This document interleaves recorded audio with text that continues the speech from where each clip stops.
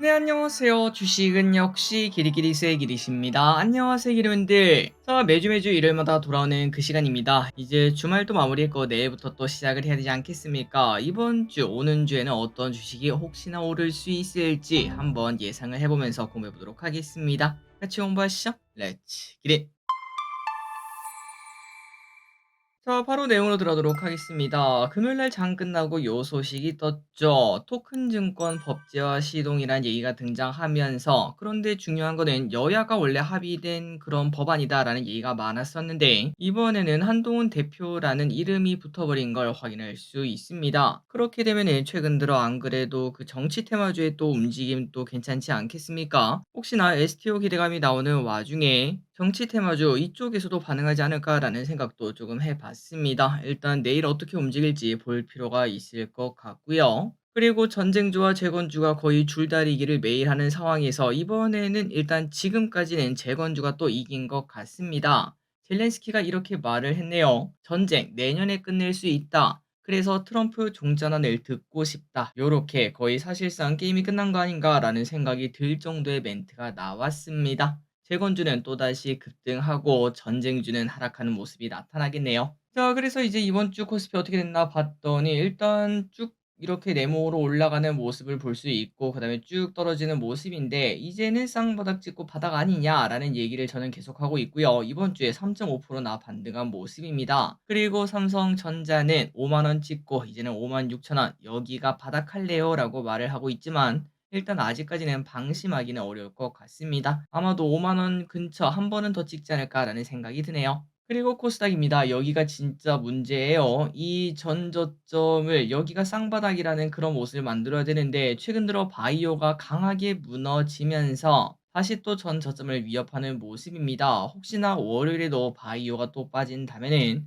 결국은 코스닥은 떨어지는 칼라로 바뀌게 되는 모습인데 이게 진짜 최악의 상황이 아닌가라는 고민이 좀 듭니다. 바이오가 여기서는 바닥을 좀 만들어 줬으면 좋겠습니다. 매동을 보겠습니다. 드디어 외국인이 살짝은 돌아왔습니다. 과연 이게 유지가 될지 볼 필요가 있고 연기금은 지금 아니면 언제 사니 전략을 최근 몇 주째 계속하고 있습니다. 그리고 실제로 일단 지금까지는 코스피는 반등을 해주고 있죠. 환율이 많이 올라와 있습니다. 1305.5원. 이게 다시 제발 좀 빡빡빡 떨어져서 1370, 1350 여기까지는 내려와야 마음이 편할 것 같은데 환율이 어떻게 될지 계속 볼 필요가 있겠습니다. 오르면은 우리나라 증시는 절대 좋은 시그널은 아니죠. 그리고 유가는 여전히 70달러 근처에서 왔다 갔다. 미국 시장입니다. 금요일날 미국 시장은 상승 마감하는 모습이네요. 그리고 이 와중에 테슬라가 3.8%나 상승했고 엔비디아는 3.2% 하락했다는 소식입니다. 여전히 반도체는 좀 안 좋은 분위기가 도는 반면 테슬라 관련주 그러니까 트럼프 트레이드에 또 가깝다고 볼 수 있겠죠. 그 부분이 오는 주에도 좀 더 강세일 수 있겠다. 그렇다면 로봇, 그다음에 자율주행 이 두 가지를 관심 있게 볼 필요가 있겠습니다. 그리고 미국 채권이 떨어지고 있지 않습니다. 여기 보시면은 위에서 벌써 3주째 머무는 모습인데 이번에는 좀 떨어지기를 진심으로 바라보고 떨어지기 시작하면은 바이오도 좀 반등을 해주지 않을까라는 생각을 하고 있습니다. 주말 사이 비트코인은 지속적으로 위에서 머무르고 있어요. 이렇게 올라가서 오른쪽, 올라가서 오른쪽, 또 올라가서 오른쪽일지 한번 보도록 하고 그리고 비트코인은 뭐 들쑥날쑥이 하겠지만 지속적으로 우상향을 할 수 있을 것으로 보입니다. 과연 내년에는 한 2억이라는 금액을 볼 수 있을까요?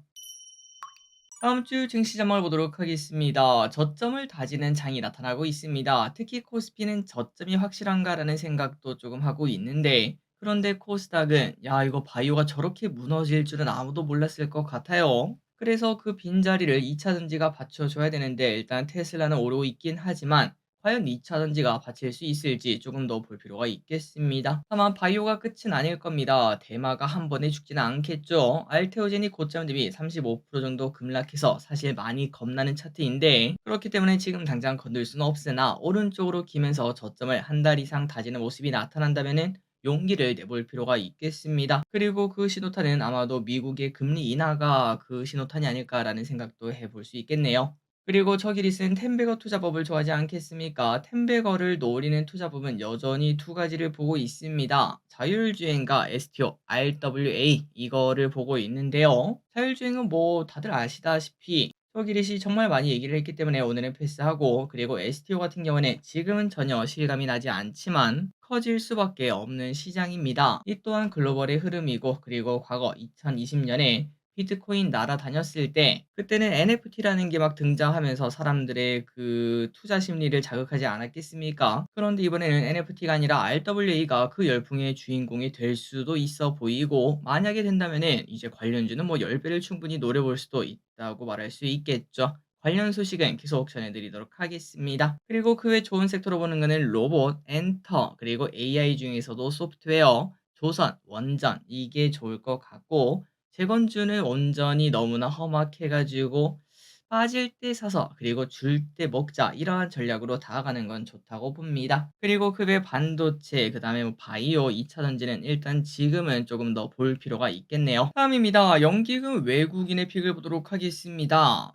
자, 일단 연기금입니다. 지금 안 사면 언제 사니 전략을 쓰고 있는 연기금, 삼전, SK이노베이션, LG엔솔, 현대차, 삼성생명, 삼성물산, 기아, LG화학, 대한항공을 매수합니다. 다음으로 외국인입니다. 지속적으로 매도하는 와중에 금요일날 다시 매수로 돌아섰죠. 뭘 샀나 한번 봤더니 네이버, 두산에너빌리티, 현대로템, 리가캠바이오, 효성중공업, LG엔솔, 우리금융지주, 포스코홀딩스, KB금융을 매수합니다. 최근 네이버 진짜 많이 사는 모습이에요. 그리고 개인분들입니다. 알테오젠 쭉쭉 떨어지니까 쭉쭉 사고 계시지만 과연 단기간에 효과를 볼 수 있을지 잘 모르겠습니다. 차트가 너무 무섭더라고요. 그리고 하이닉스, 삼성전자, 코스닥 레버리지, 펩트론, 고버스, 미국 S&P 500 ETF, 하나에어로스페이스, 하나오션, 효성 TNC를 매수합니다. 다음입니다. 이번 주에 무슨 일이 있었는지 복습해 보도록 하겠습니다. 월요일입니다. HLB가 막 급등하는 모습이 나타났죠. 현장 실사 통과 소식이 나왔습니다.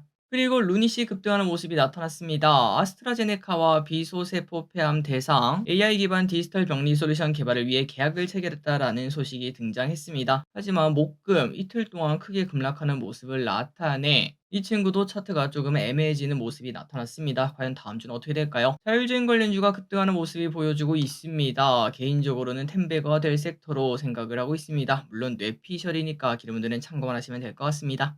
화요일입니다. STO 관련 소식도 등장했죠. 민주당 민병격 의원이 STO 법안 발의를 했다라는 소식이 나왔고, 거기에 이제 금요일날 좋은 소식이 나왔기 때문에 다음 주 한번 기대해 보도록 하겠습니다. 수요일입니다. 갑자기 전쟁 우려감이 커지는 모습이 나타났습니다. 핵무기를 뭐 사용하니 많이 이상한 소리가 꺼냈었죠. 그러다 보니까 이제 재건주가 급락하는 모습이 나타났는데, 그런데 또다시 급등하고 또다시 급락하고 이제는 또 내일 다시 급등할 수 있을 것 같습니다. 목요일입니다. 엔비디아 실적이 발표가 되었으나 시장의 눈높이는 너무나 가혹했습니다.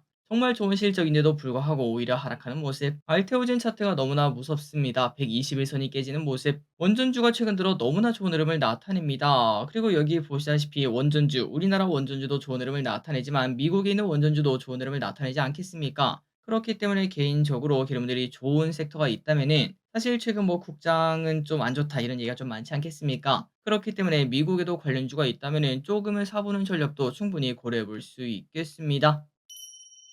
마지막으로 다음 주에 무슨 일이 있을지 보도록 하겠습니다.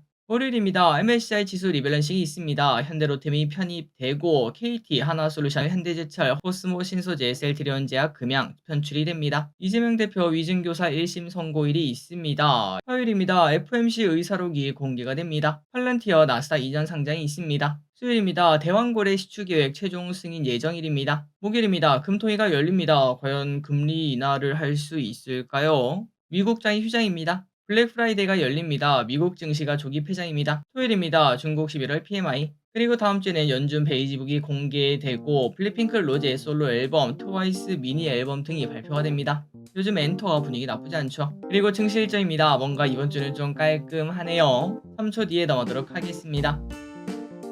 자, 오늘의 공부 여기까지 끝났습니다. 항상 이렇게 같이 공부해서 진심으로 감사합니다. 지금까지 기리셨습니다. 빠이요.